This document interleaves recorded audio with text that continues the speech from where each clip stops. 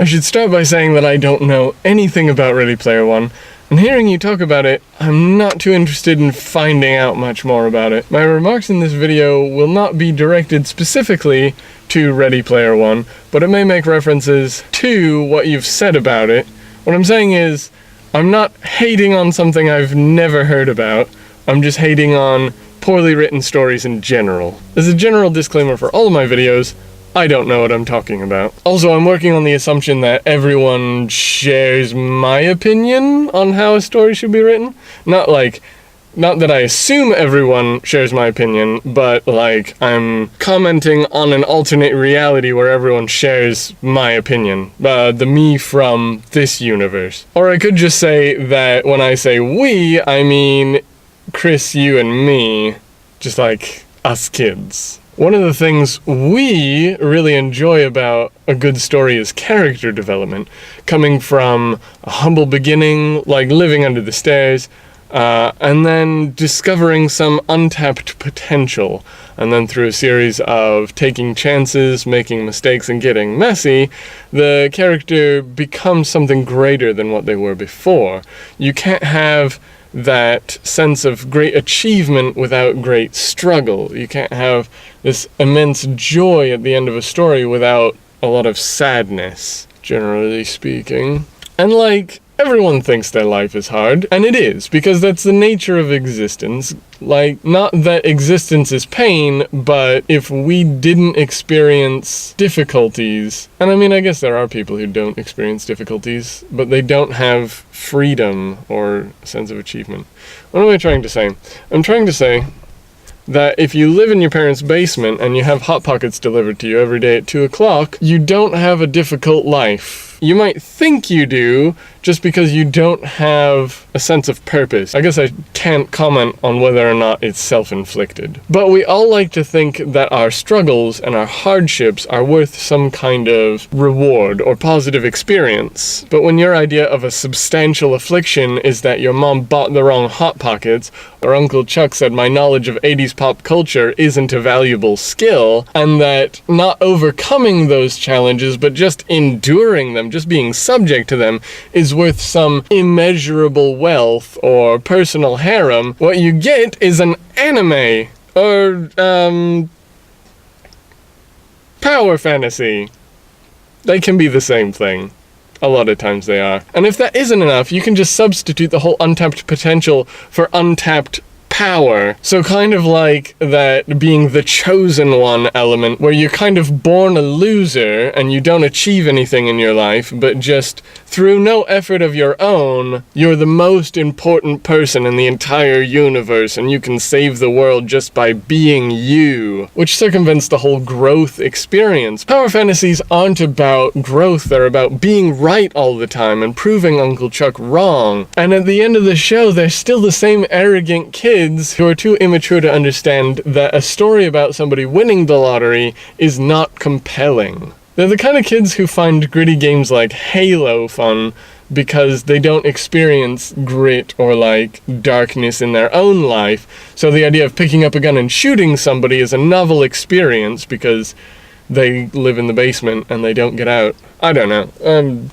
probably saying too much, but I was trying to tie in that thing you said about fun games versus gritty games, and it's like, if your whole day is just difficult stress, like you don't want to sit down and like fight for your life, you want to sit down and roll up a ball of stuff or farm crops. I don't remember exactly how you said it, but what I got was that strong characters aren't necessarily likable characters. And I think the opposite is true too, because Cloud from Final Fantasy, I thought that he didn't have any dialogue and everything was just kind of inferred with everybody else responding to his input. Kind of like on those old sitcoms where somebody's on the phone and you can only hear their side of it, so they're basically having a conversation with themselves, when in reality it would be really annoying to be on the phone with somebody and have them go like, "Hey, how's everything going? It's going alright, but we've run into a bit of a problem." A bit of a problem, you say? Yeah, that's what I just said. Well, what's wrong? Well, the play's been moved up to tomorrow night, so we need to sew the costumes now. The play's been moved up to tomorrow night? We need to sew the costumes now? Like, yeah, that's That's what I just said. Okay, sorry. No, but I went and I looked back, and Cloud does have dialogue. I didn't think he had dialogue because I remember his personality being really pliant or like open to interpretation.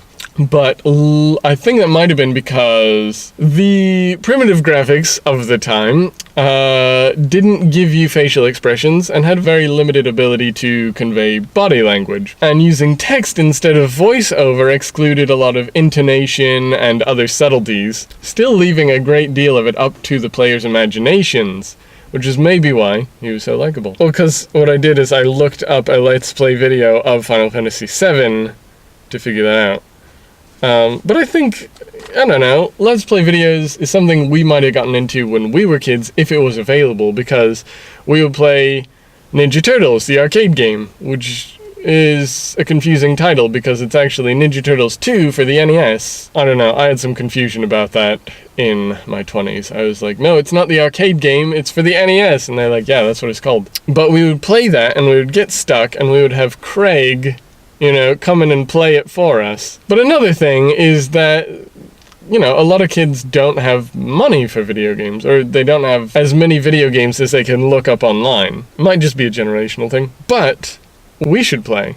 Not necessarily like make a Let's Play channel together. I've been trying so hard to find recreational companionship. Like, I've tried to get Robert and Jamie to play games with me online, because we have before, and we've had a lot of fun doing that, but it seems like they're just not very interested. There's some people from work who play games, and that's why I downloaded Fortnite. Like, I'm not crazy about it. It is entertaining. It's not like the greatest game, but I'm mainly just looking for like ways that I can interact with people for fun. So I know you guys don't really have a computer you could game on. You've got the Wii U. I could buy another Wii U maybe, or you guys could buy a Switch. I don't know. I can't even think of a whole lot of games that are good to play like that. 3DS? Maybe I should get a 3DS and play Fantasy Life? Is that something you can connect with somebody else doing? Either way, we should make it happen. We should do it. So, I'm going to show you Fortnite now. Let's try it. Okay, so start.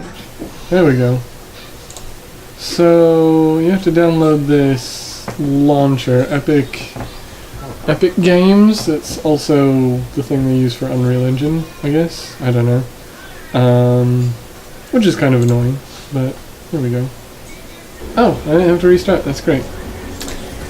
So, there's different modes. You can do squads, which is a team of 4, duos, which is a team of 2, and solo. I'm just gonna do solo, cause for fun. Just to show, cause if you do something where you have a team, you want to be on a headset so you can communicate, and I don't really feel like doing that right now. Loading again.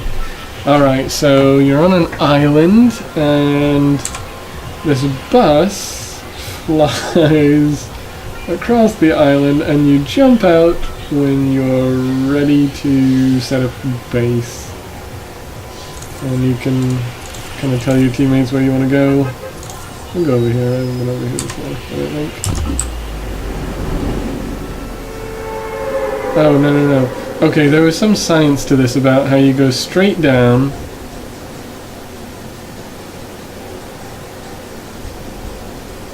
And then once because your glider comes out automatically. See, what I should have done is I should have aimed for this river, because that would have... Oh, cool, look at this. I'll just land over here.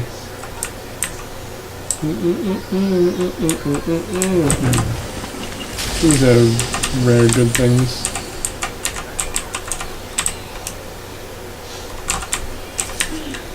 A sniper rifle, what am I gonna do with that? Okay,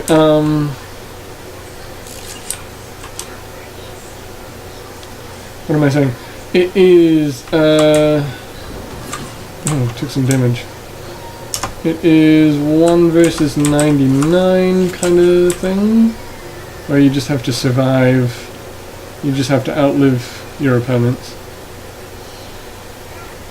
And there's no storm in it, so I won't explain that.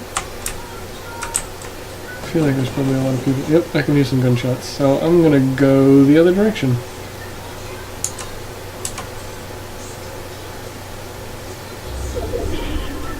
And I need to go in this direction.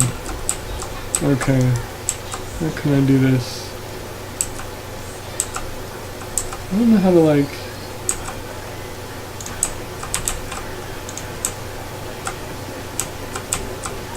This is tough. There are people that can do this kind of thing, like, really fast. I am not one of those people. How do you make it go down? Oh, also, I'm out of material, so... now I'm pretty much stuck. Oh, that was a dumb idea. No, I'm almost dead. Oh, I should put on this bush, though. And then nobody will suspect me. Except they'll see a bush running towards the... Okay, so what happens is it gives you this area to stay inside of, and it gives you a timer. 2 minutes and 15 seconds. And when that timer runs out is when it starts closing in on you. I got time, I'm gonna check this out. I can't really get on there. Bandages, that's what I need. All that fall damage I took.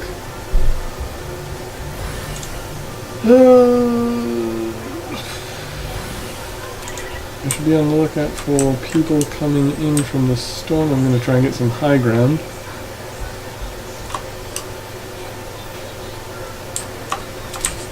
And I guess I should look for them first and then scope in, because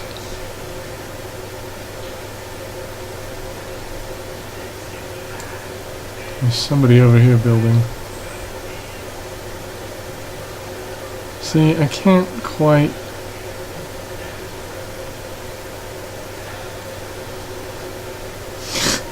I can't aim as fast as I need to. There's somebody fighting over there.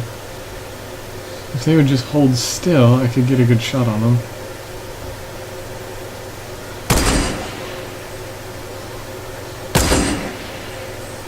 And it takes so long for it to come over there. I'm gonna move real slow.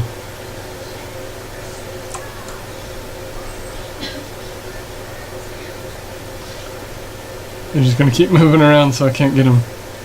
So the way I play this game is that I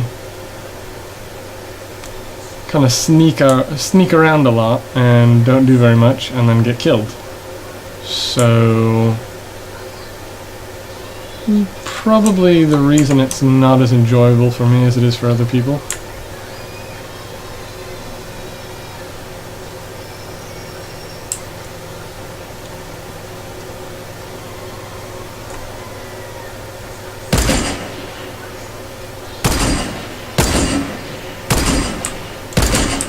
He probably knows where I am now. Yep. I'm definitely shooting at me. Just wait till I come by here and then I'll shotgun him.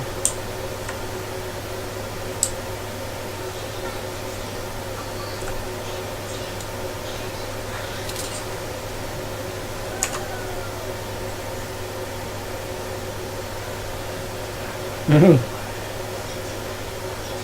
Somebody's in there. They can probably tell where I am. Yep. Time to run.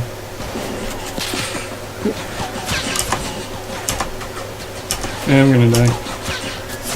Yep. And then we do it over again. And it's one of those early access kind of things, but it also has a season pass. So it's like it's a free game, but you could pay money if you want to have cosmetic things, which, I don't know, could be fun if I played the game a lot. But if I can't find anyone to play the game with, I'm not really going to enjoy it. I'll just jump out here. Go straight down into the lake. Oh, hello. There's somebody shooting at me. Oh, yeah, there he is. I don't even know where they are. Just gonna jump down here.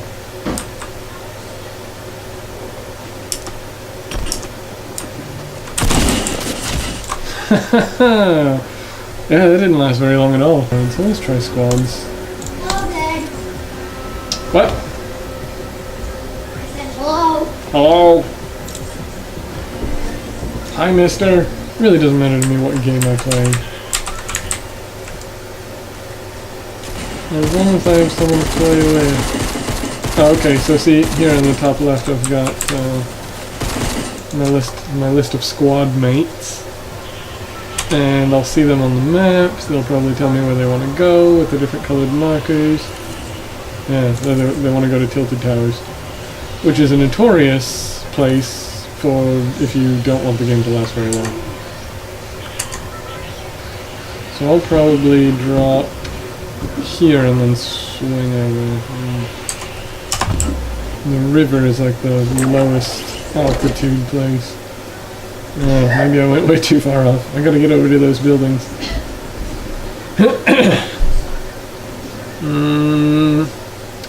Maybe I can cut through in this valley area here. Alright, run into all those trees, and here we go. Can find the dumpster? No. Oh, somebody already went down. See, in squads,